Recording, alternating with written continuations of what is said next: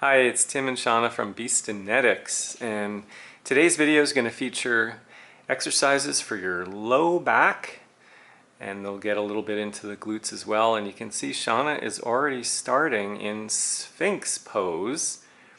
She's got her elbows, or she had her elbows below her shoulders. And there they are. Palms down, forearms down.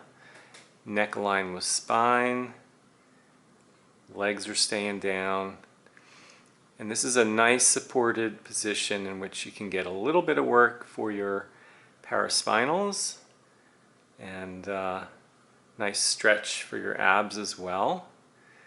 So that's going to be our first position. Now, as you know with Beast, we typically do work sets of either 30 seconds, 45 seconds, or a minute. So most of what we're going to show you in this video will be isometric in nature, meaning you're just holding a position, it's static. A couple of the moves are a little more dynamic. So if anything feels uncomfortable or causes pain, just back off, lower yourself down, take a rest. Second position is going to be a little bit more challenging. This is a back extension. We call it lowercase I because from above you would look like the letter I. So arms are going to be by your sides, and you can experiment with the hand position. Typically we have palms face down. That helps to activate back of the shoulder and the upper back, and you see Shana's neck is aligned with her spine perfectly, and there's almost no bend in her elbow.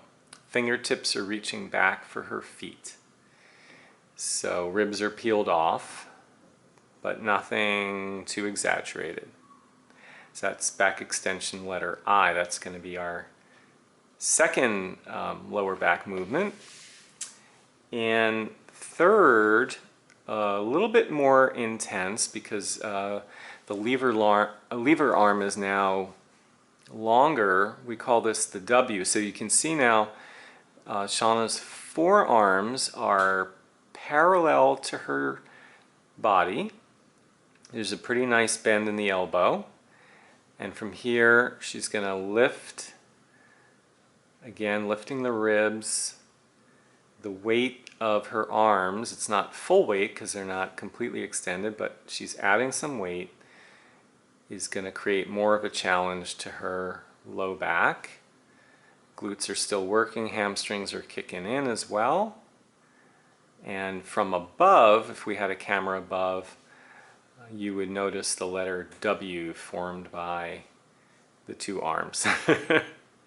Okay, so that is number 3. Now 4 is going to be a complete departure. It's called bird dog, and it is done from hands and knees. It's a classic, and so what we're doing is stacking the shoulders over the elbows over the wrists, the hips are over the knees, the toes are tucked, and when Shana's ready, she is going to extend her right arm and her left leg. The right arm is at shoulder height, the left leg is at hip height. She creates stability, and then she comes back to neutral. So knee comes down, palm comes down. And then the next repetition we go to the other side.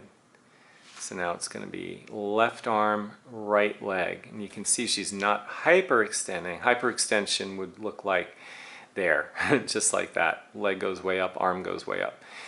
And what you're doing is fighting rotation and trying to find balance and stability in that position. Typically we'll hold for about a count of 2, but you could hold a little longer if you choose to. Okay, and there it is again. Bird dog, because I guess it looks like a retriever. I have no, yeah. All right, great names for exercises. Now, number 5 is also a little different. This is called the fire hydrant. Well, back to dogs, aren't we? So, but once again, we're in that tabletop posture, hands and knees. But this time, keeping that bend in the knee, Shana is going to abduct one leg slowly. So this is her left, and she's working low back, she's working the outside of the hip, she's working the glute. She's making sure she doesn't throw the leg up so that she ends up tilting way over. Yeah, that's what we want to avoid. We don't want that. So it's a small range of motion, very controlled, and then on the next rep, she can go to the other side. And this is one where you could stay on the same side for the entire set, and then the next set go to the other side, or you can alternate from side to side. But again, the classic mistake here is lifting that leg way too high, tilting, tipping over, sometimes falling over. It gets ugly. Okay, that's your fire hydrant. And then last, and probably the most challenging, is called Superman, or these days Super Person. Super being, yeah. So now the arms are extended in front. And for the first time, we're also going to be lifting the legs. So it's going to create a little bit more tension for the low back. And with the weight of the arms, so as you lift the arms, now you're going to lift them too high. They're just going to hover over the ground. And you'll see there they are, and the legs lift. This can cause a little bit of discomfort in the neck. And if that's the case, you can back off by bending the elbows. Not quite to where we were at the W, but just a little bit. And we're balancing on our belly. So because the legs are lifting, you're getting more work through the hamstrings and the glutes. Really nice movement, very effective, but always check in with yourself to see if anything is not feeling quite right, and then you make adjustments accordingly.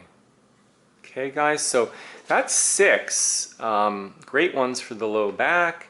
We had the Sphinx, we had the back extension letter I, the W, the bird dog, fire hydrant, and super being to round it off. And of course there are many other possibilities, but I think those are some good ones to get you started. So thanks for joining us for lower back exercises, and we will see you next time.